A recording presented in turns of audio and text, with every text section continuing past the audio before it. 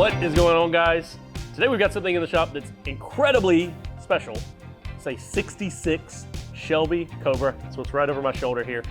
This might be the most rare, most unique, and honestly probably most valuable car we've ever had inside one of our shops. And it's in today, unfortunately, for a dent repair.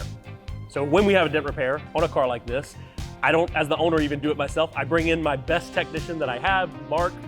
What do you think? What are we gonna do on this? Is this a doable dent? Talk to us about what's going on this car. Definitely. So I don't know what caused this damage, but you can tell right here on the rear quarter, it's got a pretty nasty shot on it. So when you look into the dent, something that immediately stands out to me that scares me as a tech a little bit is you're gonna see that the impact was so hard that the paint is starting to kind of crack and flake a little bit.